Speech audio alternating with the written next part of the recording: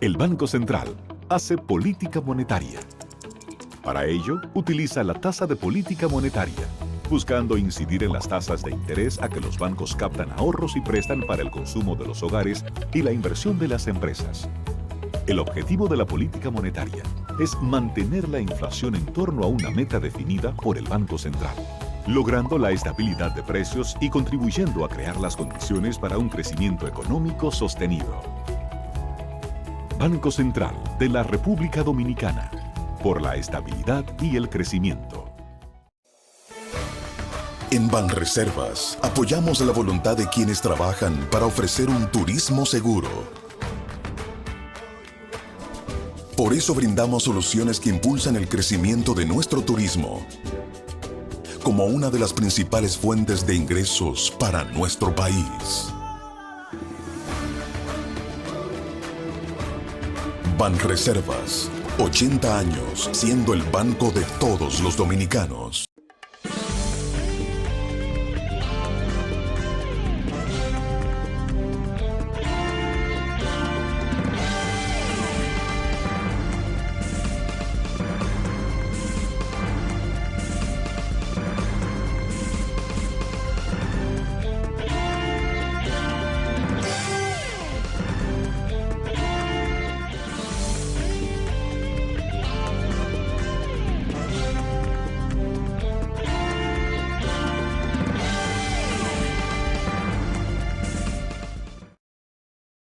Bienvenido a su cita diaria, crepuscular y nocturna en Teleimpacto, que es al final de la tarde, despidiendo el sol y comenzando la noche. Ponga su caridad en buenas manos. Apoye el Patronato de Lucha contra el Cáncer de Villa González Incorporado. 809-443-8010. También el Hogar Escuela Santo Domingo Sabio, otra buena institución para poner su caridad en manos no pecaminosas, sin fines de lucro. Avenida Independencia, casi esquina Avenida General Gregorio Luperón, aquí en Santo Domingo. Bueno, mis primeras palabras de este programa de hoy es para expresarle mis condolencias, sinceras condolencias, a Ervin Nova. Ervin es el gerente del Banco Central, Novas Bello, y su madre falleció hoy, Iris Gardenia Bello Pérez. Y en este programa, y Manuel Fermín personalmente, le expresa mis sincerísimas condolencias. Porque, señores, cuando uno pierde a su madre, eso es una pérdida la más sentida de todas las pérdidas que pueda tener una persona. Y Ervin, que yo sé que es un buen hijo, excelente hijo, y un excelente funcionario también del banco, un hombre afable, serio, capaz y de fidelísima confianza en él para la institución que es el Banco Central. Que son cargos sumamente cargados de responsabilidades. Y bueno, nuestras condolencias más sentidas al amigo Ervin Novas Bello, Ervin Novas, Manuel Fermín y este programa al final de la tarde te expresan las más sentidas condolencias. Que descanse en paz, doña Gardenia Bello Pérez, madre de Irving Novas Bello, gerente del Banco Central de la República. Bueno, el presidente anunció que se otorgarían unos más de 20,000 títulos. Habían que titular a muchas personas que están en terrenos principalmente del Consejo Estatal del Azúcar. El Consejo Estatal del Azúcar, que nosotros llegamos a decir aquí desde el principio, que no era una institución como pensaba el gobierno y el presidente en particular, porque el presidente fue quien anunció en su discurso de entrada al poder lo que se pensaba hacer con el CEA, porque el CEA era una institución que ya eso estaba agotada, ya eso se agotó, ahí no hay nada que hacer, ya eso es lo que hay que liquidarlo. Pocas personas salieron en defensa del CEA, yo fui uno de los que salí en defensa y decía que había que defender, que eso se estaba hablando de un CEA que no se conocía, que la autoridad en ese momento que estaba entrando al poder no conocía la realidad del CEA. Y de hecho, el año que tiene el gobierno me lo ha confirmado, porque no se ha hablado de liquidar el CEA todavía. E incluso se llegó a nombrar un mismo administrador en bienes nacionales y ninguneando al CEA, se le puso ese administrador también como de más. Hoy probablemente el señor administrador de bienes nacionales esté ejerciendo más tiempo en el CEA que en bienes nacionales, porque se han dado cuenta de la realidad que habíamos dicho desde aquí hacía mucho. Entonces el CEA tiene un catastro especial y tiene una inmobiliaria. Yo creo que esa costumbre o esa mala costumbre que tienen los presidentes de dar los bienes públicos, regalarlos, yo creo que eso no debe ser. El gobierno debe, pienso yo, el presidente tiene su forma de ser y además los presidentes desde que le hablan de reelección, ahí están pensando en todas esas cosas que tiene el gobierno con fines de populismo y quedarnos en el poder. Y yo no tengo que ser aquí ningún historiador para esas cosas, porque todo el mundo sabe en este país cómo es que se cuece las habichuelas, cómo se templa el acero y todas esas cosas, como se ha dicho. Vimos el gobierno anterior de Danilo Medina, que fue un verdadero acoso a la hacienda pública, lo hemos dicho responsablemente aquí, por esa actitud de lenidad, vamos a decir así, con los bienes públicos. Entonces, bueno, vieron el dinero que se invirtió de distintas sorpresas, 61,000 millones de pesos, votados, lanzado prácticamente para fines de consolidar la imagen entre los beneficiarios de que el señor Danilo Medina debía ser eterno gobernante de la República Dominicana, porque 8 años tampoco iban a ser suficientes, o no fueron suficientes, ya invocaba 4 más. Y así llegaríamos a 4 más, y después 4 más, porque no hay con quién competir, y bueno, y se quedó el hombre.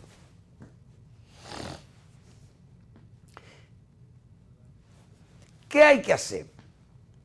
Presidente Abinader, el que no califique porque no tiene ningún recurso posible para hacerle frente a un pago o a una cuota que se le exija, pues está bien que se eximan del pago y se le otorgue el regalo, porque constitucionalmente el presidente lo puede hacer, pero constitucionalmente el presidente puede hacer muchísimas cosas, pero no se puede repartir el país, ni los bienes públicos como si fueran vaca muerta. Yo creo que lo que son tierras de solares, que la gente pague algo. El CEA tiene una inmobiliaria y todo el que tiene terreno del CEA le ha comprado, si no le ha pagado, que le cobre. Primero, hay que cobrarle a todo el que el CEA le ha vendido, que le cobre. Ahora, ¿cómo es posible que muchos, la gran mayoría de todos sus beneficiarios han entrado a la brava, se han cogido esos terrenos, como dicen, lo han invadido o le han comprado a invasores con fines especialmente comerciales, económicos, y otros con fines políticos lo han metido a la brava? Métete ahí. Ustedes saben los regidores, diputados, senadores, síndicos, políticos que han utilizado esos terrenos del CEA invadiéndolo y metiéndole gente a la brava con fines de ganar elecciones. ¿Qué le importa a ellos los bienes públicos? No, un saneamiento y que se le venda a la gente a precios económicos, pero que el Estado cobre. Porque no es un programa de reforma agraria donde hay un asentamiento de reforma agraria que se hicieron y que eso llevaba un proceso de parcelación y que bueno, esos eran asentamientos agrarios, que está bien, esas cosas se repiten porque son continuidad del Estado. Pero gente que ocupó los terrenos del CEA, repito, a la brava, como se dice, en forma ventajosa. Entonces ahora hay que premiarlos, entregándole títulos definitivos, porque el presidente dice que hay que entregarle los títulos definitivos. Eso pasó en el gobierno anterior, repito, 5,000 títulos. Entonces los gobiernos y los gobernantes se glorian de eso, de haber hecho esa obra social, y eso tiene mérito.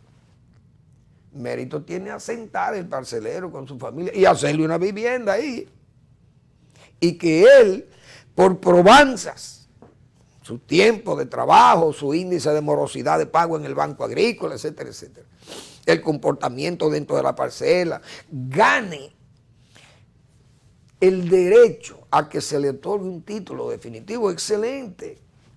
Pero yo creo que el CEA, si tiene su inmobiliaria, lo que tiene que hacer el presidente, miren señores, todo el que está aquí en terrenos que son del Estado, Boca Chica, en Quisqueya, aquí en Osama, en San Luis, o si es en Jaina, donde sea. No, miren, aquí usted vive en Gringo, un solar ahí, unos terrenos conexos a lo que fue el ingenio Río Jaina. Es gente que puede tener 27, 28, 30, 40 años viviendo ahí. Bien. ¿Cuál es el problema de que se le diga, mira, esto ustedes tienen que pagar X cantidad de esto, de una suma mínima? Y que la gente la pagaría por tener su título definitivo, lo que fuere, pero una cuota, algo. ¿Por qué no podemos seguir en esto como si esto fuera un mercado persa, un relajo, y bueno, vamos a regalar, vamos a seguir regalando? Entonces el que va y compra, el que compra legalmente y paga legalmente, entonces todas las dificultades para conseguir un título definitivo en terreno del Estado, principalmente en el Consejo Estatal del Azúcar. Que repito, ahí está el CEA. El CEA que debía desaparecer. Bueno, el presidente lo ninguneó tanto que le nombró un administrador como diríamos de eso, así como de ninguneando al CEA. Como para que no quede una acefalía total. Bueno, póngale, mire, el director de bienes nacionales será el director del CEA. Pero era lo que yo decía, ahí sigue el CEA, con el ingenio Barahona. Los Vicini tienen que pagar, los Vicini pagan 32 millones de dólares. Tienen que pagar por año por 400,000 tareas que se le arrendaron. Si ellos están pagando, el dinero tiene que estar ahí. Y esos son dineros que se utilizan para fines de que el CEA sobreviva, ahora con austeridad, con seriedad el manejo, que yo no cuestiono, es la administración que hay ahí. Pero si se quieren hacer las cosas, se pueden hacer. El arrendamiento del ingenio Barahona, que pague, tiene que pagar. Y tiene que pagarle al INDRI el uso del agua, que una vez debían hasta 7 millones y hubo que cobrárselo casi en forma compulsiva, porque es que la gente, por eso cuando el presidente dice que los impuestos tienen que pagarlos los ricos, es que los ricos son mala paga de impuestos, es que no les gusta pagar, es que las cosas son muy cómodas. Entonces, repito, el CEA tiene, Rica tiene terrenos arrendados del CEA. ¿Pagan su cuota? Pues la paguen. Que paguen su cuota. Y los Bonetti tienen 30,000 o 40,000 tareas allí para la Palma, y si tienen que pagar, que paguen. ¿Y por qué no pueden pagar? Entonces, todo el que tenga un arrendamiento del CEA, que pague. Pollo Cibao tenía unos terrenos allí en Jaina, que tienen que pagar, todo el mundo tiene que pagar. Pero eso es lo primero que hay que revisar, a ver quiénes están pagando, quiénes pagan uso de muelle del CEA, quiénes pagan minas, las minas que tiene el CEA, los terrenos de playa que tiene el CEA. Todo el que ha ocupado terreno en forma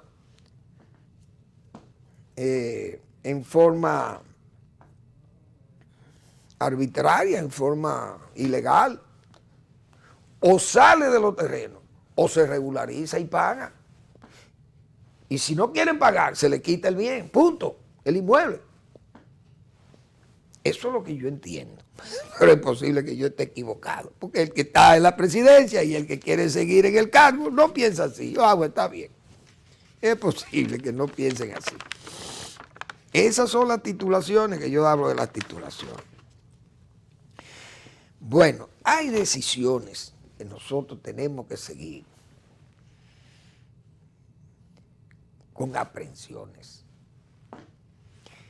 Esa invitación que se ha hecho, repito, para la famosa presa de cola que se ha dicho de Barrigol. ¿Qué hemos dicho nosotros? Barrigol no ha manejado eso con mucha claridad y transparencia, porque ya lo explicamos. La señora gerente, la señora Barceló, había dicho que ellos no sabían de eso, que no habían hecho estudios ni nada, que eso no... Ni siquiera se había hablado de Yamasá. Otro señor, decía yo, que había dicho que le encantaba Yamasá, y se ve que habían hecho estudios y ya sabían que Cuance era ideal para la presa de cola que ellos están planeando. Porque ya la Llaguita o la de Llaga, qué sé yo, ya está rindiendo sus últimos frutos, porque eso tiene un tiempo de utilidad. Y que la Barry, si no explotaba más terrenos y conseguía esa presa,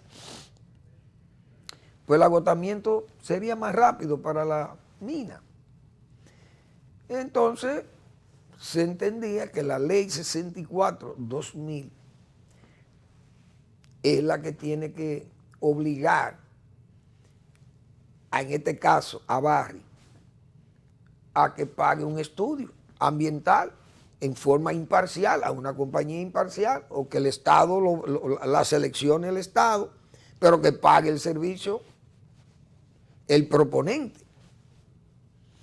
Pero esta vez el Ministerio de Energía y Minas fue que anunció que se iba a contratar una compañía para hacer el estudio. Los ambientalistas han estado muy activos, señalándole la posibilidad de que esa presa lo que traiga sea más problemas que beneficios. Porque está bien, Barry es una gran empresa que genera mucha riqueza y que le paga los impuestos al gobierno y que le genera. Pero nosotros tenemos que saber qué es lo que queremos, si queremos agua o queremos oro o queremos agua. Porque ¿qué dicen los técnicos ambientalistas? Que dañaría, primero la loma 7 Pico de Yamasá se ve amenazada. Pero el río Sama y sus afluentes pequeños y aguadas y humedales que hay por la zona podrían verse afectados porque esos productos químicos de residuales son muy peligrosos y pueden contaminar los acuíferos. Entonces, el estudio ambiental tendrá que determinar esas cosas, porque no todo lo que diga un ambientalista ya tiene que ser verdad. Porque así como se cuestiona a la compañía puede cuestionar también a un ambientalista que sea tan exigente, que caiga en más en patriotismo que en patrioterismo, o sea, un patriotero, o no un técnico, sino un empírico, un improvisado, qué sé yo. Bueno, por eso hay que oír todas las campanas. Ahora, en vista de que el gobierno se ha visto muy, diríamos, muy complaciente ante lo que se ha visto con Manzanillo, que se ha querido ver también eso como que es una entrega a los Estados Unidos y que el presidente prácticamente ha aceptado la injerencia militar de los Estados Unidos. Uno no lo ve así. Ahora que Estados Unidos, siempre su cuerpo de ingenieros militares y todo eso, siempre han tenido sus ocupaciones y sus preocupaciones en estas áreas, que ellos entienden que son áreas muy cercanas al territorio continental de los Estados Unidos. Estados Unidos tiene sus vigilancias, pero además también las flotas del Comando Sur de los Estados Unidos andan por estas aguas. Que Estados Unidos diga que Manzanillo, ellos pueden contribuir a que Manzanillo tenga una buena reconstrucción y que ese muelle sea más útil mañana y que sirva para frenar muchísimos ilícitos que se pueden manejar para la costa norteamericana. Que ellos quieren asesorar al gobierno dominicano, bueno, pues eso yo creo que no es pecaminoso. el gobierno de los Estados Unidos y sus Fuerzas Armadas, porque, repito, cualquier barco que ande por aquí, como dicen, del Comando Sur y quiera atracar en Manzanillo, que pueda hacerlo. Eso tal vez es lo que persigue Estados Unidos, tener un muelle profundo ahí, aunque ellos tienen a Guantánamo también ahí, pero no sé. Esas cosas son de alta política y uno no la conoce. Pero eso parece que ha despertado los temores en los ambientalistas porque ven esa complacencia, esas facilidades amplias que está dando el gobierno.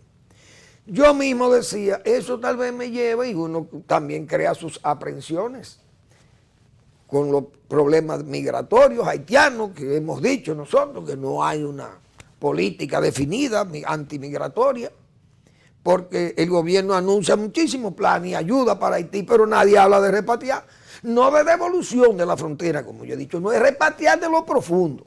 Cuando yo veo un esfuerzo del gobierno del presidente Abinader que me está deportando gente de Mata Mosquito, como yo he dicho muchas veces aquí, o de Bávaro, o de Samaná, que me lo estén deportando, repatriándolo a Haití, entonces yo entiendo la política migratoria. La política de la camiona, esa política migratoria de la camiona, para recordar a Balaguer. Esa política migratoria, donde el haitiano andaba en forma prácticamente furtiva en las ciudades, apenas se dejaba ver, y ahora no se dejan ver, sino exigen derechos que no tienen, como ilegales e indocumentados, imagínense usted. Entonces fíjense cómo que está el país y cómo está la gente. Bueno, en política migratoria entonces, ¿qué uno piensa? Bueno, que pueden ser también complacientes, porque hasta el ministro de las Fuerzas Armadas fue compasivo en vez de ser disuasivo. Entonces la política migratoria del gobierno es de complacencia con sectores que abogan por un Haití aquí. Imagínense ustedes, un Haití aquí. No allí, ni allá, ni acullá, aquí. Y la mejor prueba es que fíjense cómo los haitianos, decía yo ayer, los están vapuleando en México. Y en Colombia, y en Panamá, por donde quiera que andan. Porque no lo quiere nadie. Ahora, si fueran afganos, tal vez no le dan ese tratamiento. ¿Dónde fue que vi? ¿Qué país de Europa? 20,000, vengan, en Inglaterra, vengan 20,000 afganos. Claro, Inglaterra fue una vez imperio de todos esos terrenos y tendrán los mismos afganos, tendrán derecho a decir, señores, ustedes fueron nuestros jefes en tiempos pasados y después que se derrotó el imperio otomano, ustedes fueron los que tomaron estos territorios, nosotros éramos súbditos de la reina.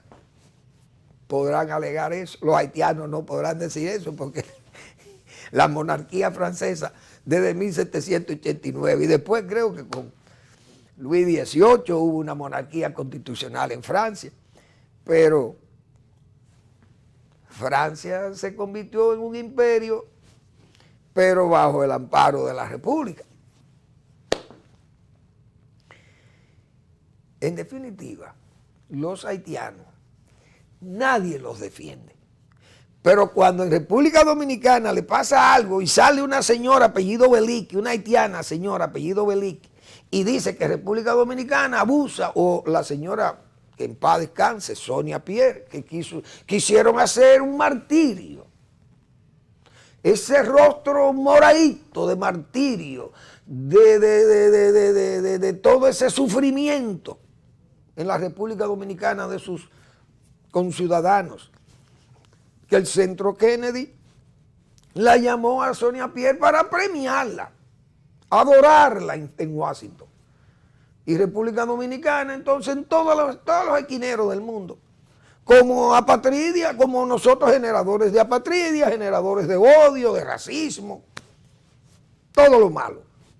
Ahora, como yo he dicho, ¿dónde está el Centro Kennedy? ¿Dónde está el caucus? Que hasta el caucus norteamericano está bravo porque ha visto la apertura con los afganos, islámicos y blancos, pero son blancos. Entonces, dicen ellos que a los negros no le dan ese mismo tratamiento. Es decir, que los negros africanos que llegan a Europa los vapulean también. Pero a los blancos, si llegan a Estados Unidos, lo acogen. Y a los negros no lo acogen. Si vienen de África, menos. Y de Haití, peor. Ese es el criterio. Vamos a la pausa y regresamos.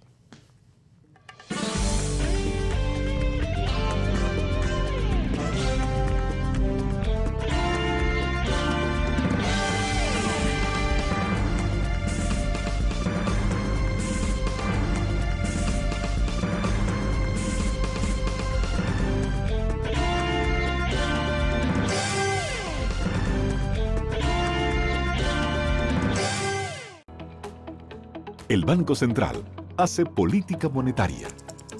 Para ello, utiliza la tasa de política monetaria, buscando incidir en las tasas de interés a que los bancos captan ahorros y prestan para el consumo de los hogares y la inversión de las empresas. El objetivo de la política monetaria es mantener la inflación en torno a una meta definida por el Banco Central, logrando la estabilidad de precios y contribuyendo a crear las condiciones para un crecimiento económico sostenido. Banco Central de la República Dominicana, por la estabilidad y el crecimiento. En Banreservas apoyamos la voluntad de quienes trabajan para ofrecer un turismo seguro. Por eso brindamos soluciones que impulsan el crecimiento de nuestro turismo, como una de las principales fuentes de ingresos para nuestro país. Banreservas, 80 años siendo el banco de todos los dominicanos.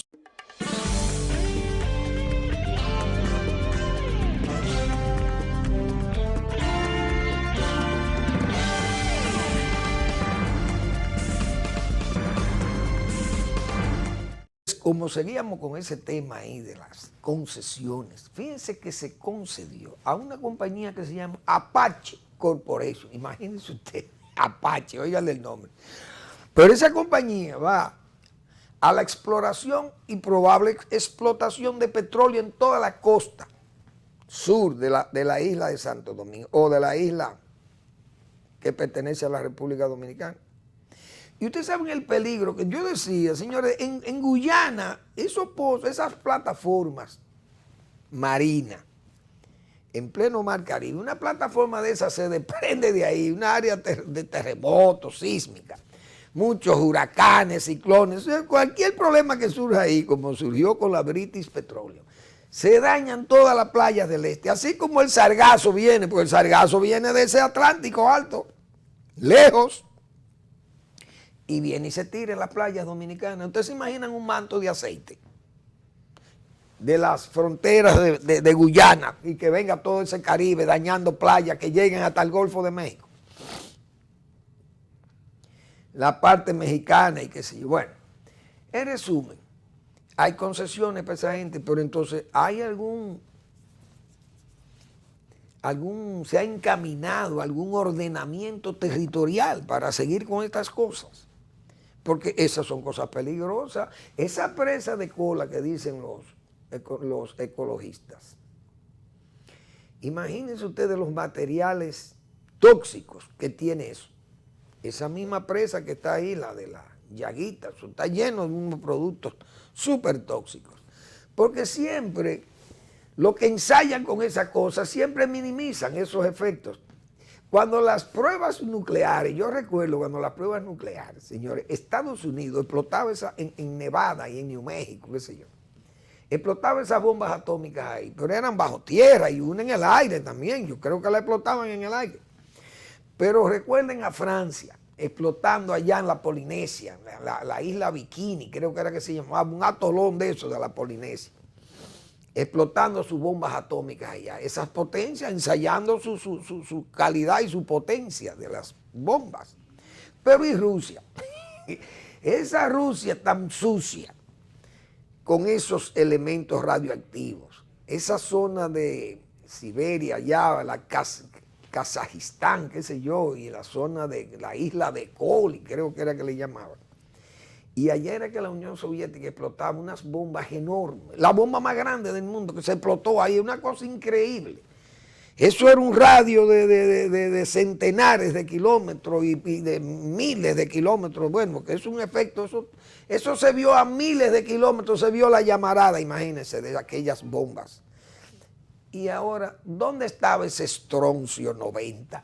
aquel iridio 92, aquellos isótopos, ¿cómo se llamaba ese otro producto? No me acuerdo. El cobalto y todas esas cosas que se derivan, el cesio, ay Dios mío. Y ustedes saben la contaminación que hubo con esas bombas atómicas, pero ellos minimizaban eso, los ingenieros militares minimizaban eso. Bueno, Sájarov, que fue premio Nobel de la Paz, un físico como ese, que fue el que diseñó todas las bombas grandes de la Unión Soviética, esa bomba que yo digo, la bomba zar, como le llamaban, la zar, y la bomba de hidrógeno, fueron diseños de este señor, y la triple capa, que era eso hubo que desarmarla de tan grande que era esa bomba. Y Sájarov cambió de opinión y se convirtió en un pacifista, igual que Einstein.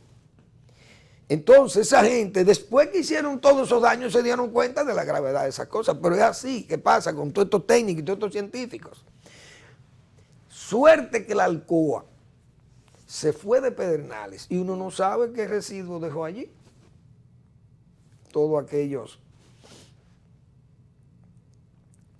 aquellos desechos de esa mina de bauxita, uno no sabe. Pero imagínense que hubiera un acuífero por ahí cercano. Y ese colector de productos tóxicos usados, porque allí tal vez no se usaban productos químicos para la extracción, porque simple y llanamente se extraía, yo creo, la tierra nada más, y de ahí se cargaban en unos barcos y se llevaban esa tierra para tratarla afuera. Yo creo que ahí solamente tal vez se podía moler los peñascos, eso que tenía la Alcoa, y entonces se iban ya triturados. Me imagino que tenían una extracción y trituración. No sé si había lixiviación de productos químicos que se emplearan, no lo sé. Pero tal vez eso no han dejado un pasivo ambiental. Pero ¿qué hubiera pasado, por ejemplo, con ese aprovechamiento turístico que tiene la zona de Pedernales? Fácilmente se hubiera perdido si la Alcoa hubiera trabajado tal vez con productos químicos ahí. Entonces hay que tener cuidado con esa cosa, pero los gobiernos, entonces ahí está la mina de oro de San Juan propuesta, ahí está Miranda. Entonces todas esas cosas tiene a la gente nerviosa, hay que decirlo así, y preocupada. Entonces el gobierno tiene que actuar con pie claro, con transparencia con ese asunto, porque todas esas cosas, decíamos nosotros ayer, hay que ver. Se habla de reelección, pero ¿cuáles son los enemigos de la reelección y cuáles son los amigos de la reelección? Vamos a hablar de ese tema porque me parece interesante.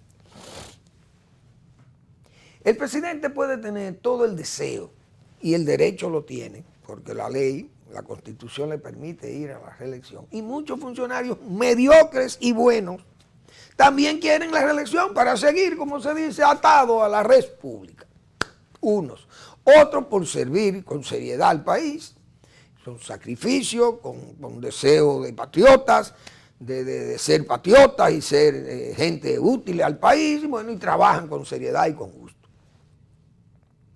Pero yo he dicho, las reelecciones tienen muchos problemas en el país, porque las reelecciones tienen que ser antiéticas. Es difícil pasar una reelección ética aquí, es decir, pasar una reelección sin el uso y abuso del uso de los recursos públicos. Es muy difícil. Entonces el gobierno tiene que estar pendiente de eso porque está llevando a cabo o se sustenta. Ahora mismo la popularidad del gobierno se sustenta precisamente en la política de transparencia y de independencia judicial que se está llevando a cabo. Pero si eso se quiebra por asuntos politiqueros, ¿qué va a ser? ¿Cuál va a ser el sentimiento del votante cuando diga el votante y haga un juicio y diga, pero a nosotros nos han engañado? Porque si nos pasaron 4 años, 3 años diciendo que eran luchando contra la transparencia y ahora vemos que usan los recursos públicos para sostenerse y quedarse en el poder. Peligroso eso. Las reelecciones, yo he dicho, son seguras. Se mantienen, es muy difícil que una reelección no se dé si hay una actitud y un comportamiento económico bueno. Pero no todo eso basta. No es simple y llanamente que usted como está la situación económica en franca recuperación, con una riqueza que va creciendo y que dice el Banco Central que va a llegar a 91.000 millones de dólares el producto, que el crecimiento será de 2 dígitos, con más de 13%, eso anima a cualquiera, no hay duda, a que las cosas van bien y que podemos seguir con la reelección. Excelente. Y ese desempeño, y uno de los grandes aciertos del presidente fue ese. Que la lucha contra la pandemia, bueno, que podamos derrotar el virus, que las vacunas derroten el virus y el esfuerzo vacunal del gobierno ha sido exitoso. Eso es un aval para la reelección, ¿por qué no? Nosotros hemos dicho, sí, ahora hay enemigos que tienen la reelección y adversarios. ¿Cuáles son los enemigos? Ese de la reelección no ética puede afectar, tal vez no tanto, pero no dejaría de ser un factor a tomar en cuenta. Otro factor a tomar en cuenta es la mediocridad de funcionarios, que no basta con rotar. Fíjense, hubo un cambio. Se podría decir, bueno, Fermín, tú pedías que el presidente hay que ir sustituyendo funcionarios que no han hecho el trabajo. Bueno, pero lo que han hecho es rotar. Nosotros advertimos con tiempo que la señora que rotaron, la señora Milagro Germán, que fue directora de comunicación, no tenía la calidad para hacer eso. No la calidad porque no fuera una persona ética, no, la capacidad, mejor dicho, vamos a llamarlo así. Pues no tenía la capacidad, no tenía el entrenamiento, ni era una persona, nosotros lo dijimos, la bisoñez, no tiene entrenamiento de Estado. Va a fracasar ahí, la quitó el presidente. Entonces, quitan un fracasado para ponerlo entonces en el área de cultura, la premian como ministra. Ha sido premiada y ha sido separada del cargo por incapaz. Entonces premiada con un cargo superior. Eso es inentendible, incomprensible e inentendible. Esa es la pura verdad.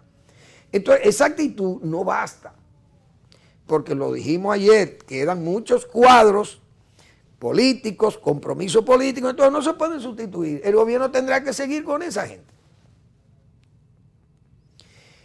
Entonces, ¿qué pasa? Están las sustituciones no aprobadas o no hechas, o las cancelaciones, gente sustituir a una persona que no funciona, que no llena el papel. Ese es un problema de reelección. Otro adversario que tiene la reelección, las reformas. ¿Podrán llevarse a cabo esas reformas? ¿Y cuáles serían los inconvenientes? Porque uno sabe lo que es este sector privado de este país. No son empresarios, como nosotros hemos dicho. La mayoría son empresarios. Han vivido de esas facilidades estatales. 200.000 millones de pesos dice que es el gasto fiscal del gobierno, exenciones, dígame usted, para ir separando y quitando esas cosas. O otros que plantean que hay que cambiar el impuesto sobre la renta, modificarlo, porque la mayoría de las empresas declaran pérdidas. Usted sabe lo que es que el 70% de las empresas, o qué sé yo, 70.000 empresas, declaran pérdidas para no pagar los impuestos. Entonces hay muchas cosas que esa reforma tendrá que llevarse a cabo y tendrá que llevarse por delante muchas de esos muros de contención. ¿Qué trae eso? La repulsa de esos grupos, comienzan esos grupos a maniobrar, alían entonces la mala fe y la astucia, la alían y buscan cómo crear un ambiente de que el gobierno tenga que el presidente echarse para atrás y no hacer la reforma como se necesita, por temores y porque su reelección también podría fracasar. Eso es un adversario de la misma reelección. Las alzas de los alimentos puede ser pasajera. Eso tiene un tiempo, lo mismo que los combustibles. Claro, si se mantuvieran hasta allá, fuera un problema serísimo para cualquier gobierno que quiera ir a reelección. Pero uno sabe que eso es pasajero. Puede subir, puede bajar y la tendencia es que entre la baja. Fletes internacionales tendrán que bajar, el petróleo podría bajar más. esas condiciones que son muy difíciles, los commodities podrían también bajar, la producción depende de los climas, como estén las lluvias en Estados Unidos, países grandes productores de granos, Argentina, Australia, Nueva Zelanda, qué sé yo, son países que son grandes productores, China. En Europa no hay esas planicies enormes, tal vez Ucrania tenga, la Unión, Rusia, no sé, pero esos grandes países, Brasil es un país grande, productor también. En África algunos países son grandes, pero no tienen esas tecnologías como están en los grandes países como Argentina, Brasil, Canadá, Estados Unidos, etc. Entonces, los alimentos podrían bajar. Eso es pasajero. Pero si están altos, repito, pueden afectar lo que sería la reelección. Entonces hay que contar con todos esos adversarios. Luego vamos a seguir después de la pausa, porque hay adversarios políticos también, adversarios de la reelección. Vamos a la pausa.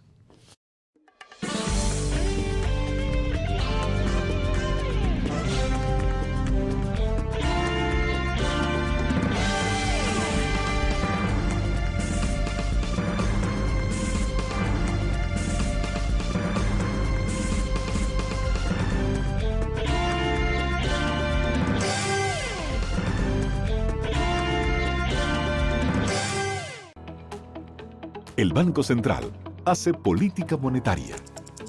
Para ello, utiliza la tasa de política monetaria, buscando incidir en las tasas de interés a que los bancos captan ahorros y prestan para el consumo de los hogares y la inversión de las empresas. El objetivo de la política monetaria es mantener la inflación en torno a una meta definida por el Banco Central, logrando la estabilidad de precios y contribuyendo a crear las condiciones para un crecimiento económico sostenido. Banco Central de la República Dominicana, por la estabilidad y el crecimiento. En Banreservas apoyamos la voluntad de quienes trabajan para ofrecer un turismo seguro. Por eso brindamos soluciones que impulsan el crecimiento de nuestro turismo, como una de las principales fuentes de ingresos para nuestro país. Banreservas, 80 años siendo el banco de todos los dominicanos.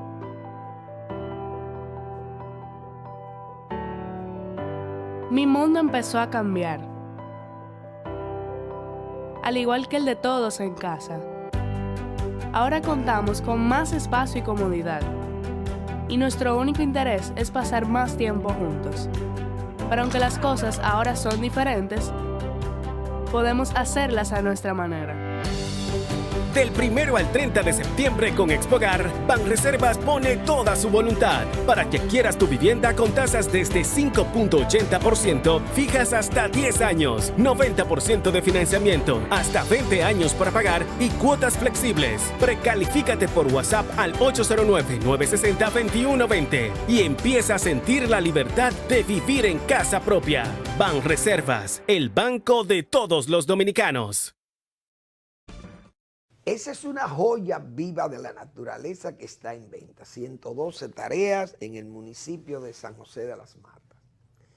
40 de ellas sembradas de café de aroma. El quintal de café vale $158. Así que eso es una inversión importante que ya tiene la finca.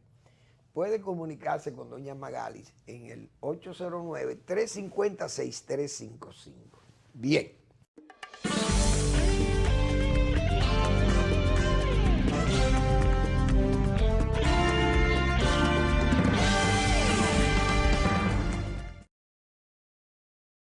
Aquellos que viven festinando, bueno, vamos a la reelección, y gente incluso que aseguró de ella y hablaba, porque ustedes recuerdan las cosas que decía uno de los líderes del PRM, insultó a la pobre reelección, tantas cosas que le dijeron a la reelección, igual que Danilo Medina.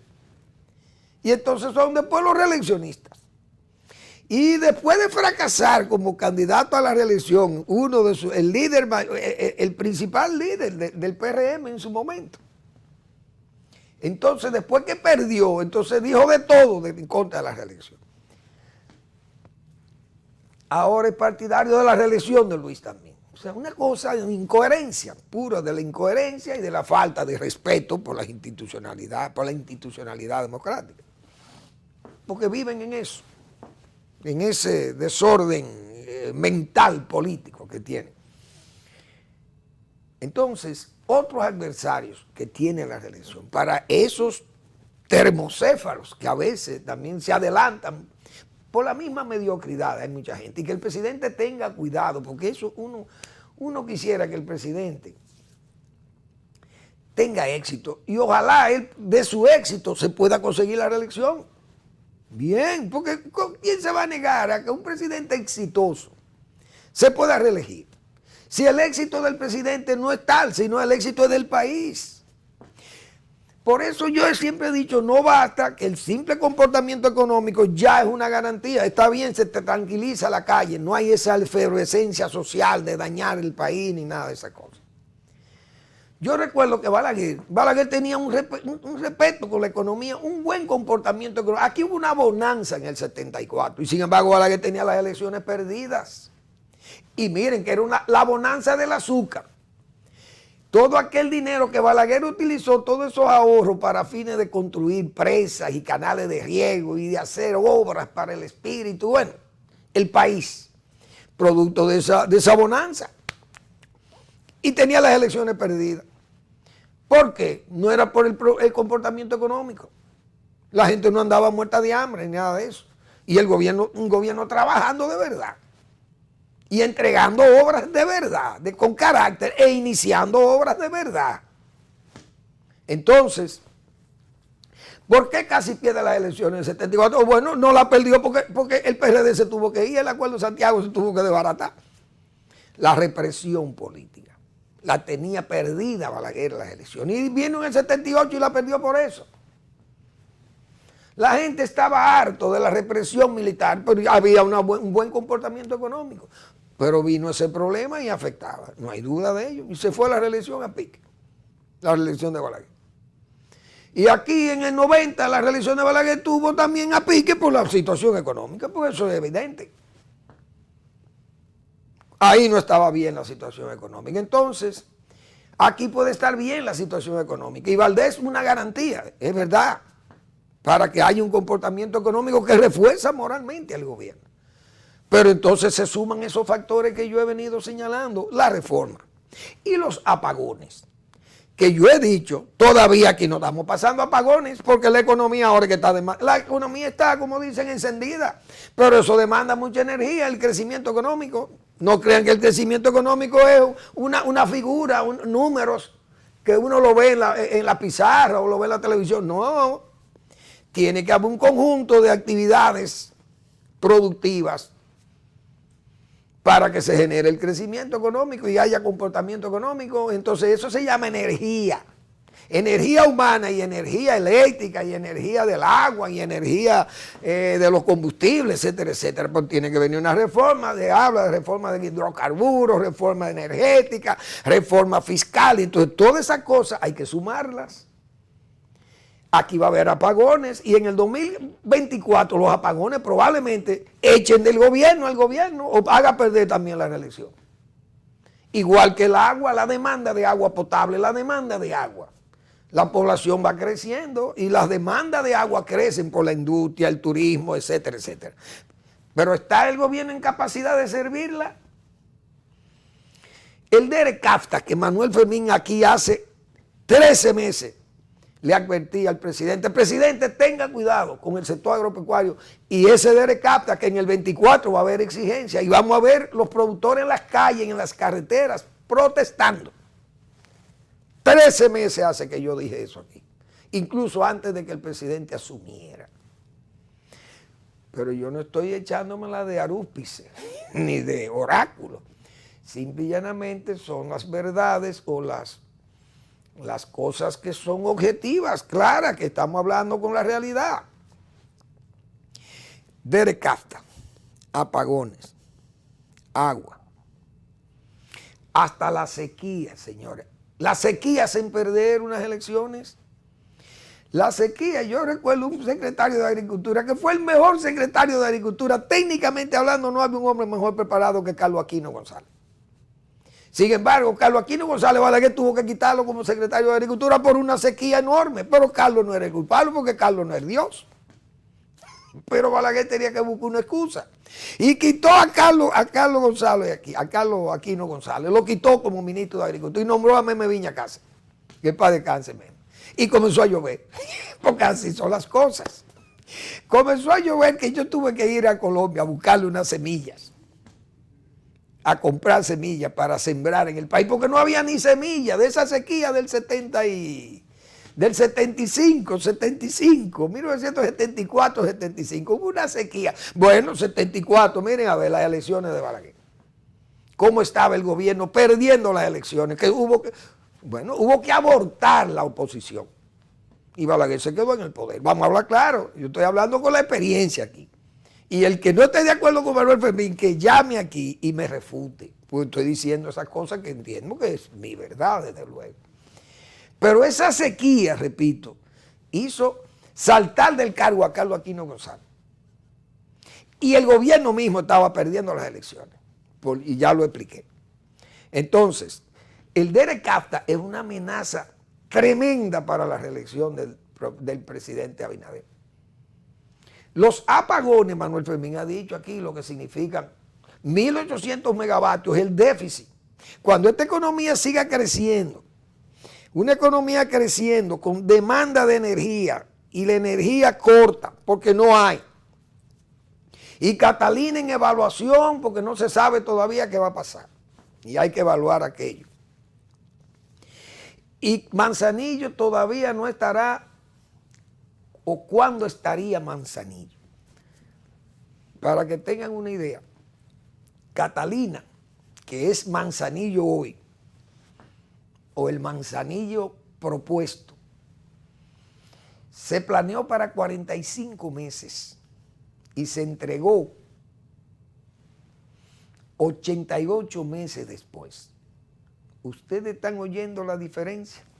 Pero vamos a asumir que Manzanillo no arrastre los problemas de Catalina. Bien, que se haga en 45 meses, en lo planeado. Señores, al gobierno le quedan 36. 35, 36. La gente tendría que ver a Manzanillo prácticamente terminada para decir, bueno, vamos a dejar que el presidente por lo menos siga en el poder y entregue Manzanillo, que no es hecha por el gobierno, sino por el sector privado, es que la haría. Óigase bien. Entonces, todos esos son los adversarios que pueden afectar la reelección, además de un adversario político que se llama Leonel Fernández. Es decir, la reelección tiene contrario un líder político como Leonel Fernández, no es un líder político emergente e inexperto en asuntos electorales. Es decir, el presidente Abinader, prácticamente el gobierno anda solo. Pero es verdad, el gobierno, la escolta del gobierno son los partidos, pequeñísimos partidos que le sirvieron de escolta. Ahora, en una oposición en la cual en el 2024 anda un partido revolucionario que aunque pequeño, suma. Todos esos partidos pequeños, unidos a la fuerza del pueblo, que es el candidato más fuerte de lo que va a correr. El mismo Partido Laboral Nanilita llevaría un candidato que probablemente no pueda competir con un hombre como Leonel Fernández. Y que quede, o apoyar a esto, o apoyar entonces al torturador, como dicen ellos, o al que lo ha sojuzgado. El gobierno tendría que aceptar esa alianza con el Partido Laboral Nanilita a cambio de un borrón y cuenta nueva en el 2024 de que no sigan los juicios. Y más que de aquí a allá se habrá declarado una especie de resistencia victoriosa por ese grupo de íntima y sentida amistad, el anillo de Danilo Medina, que sería intocable. Todavía falta mucho tiempo y faltan muchas circunstancias políticas y no políticas que tendrán que esperar de la prudencia y de que la política no aloque a mucha gente del propio partido PRM, donde, fíjense ya, las luchas, no voy a decir que sean luchas intensas, diríamos de baja intensidad, pero son críticos, algunos ya veteranos de esa vieja guardia del PRD, PRM, que lucen tan críticos con el gobierno que ni siquiera la oposición formal hace críticas tan severas como las que están haciendo gente de las propias filas del gobierno.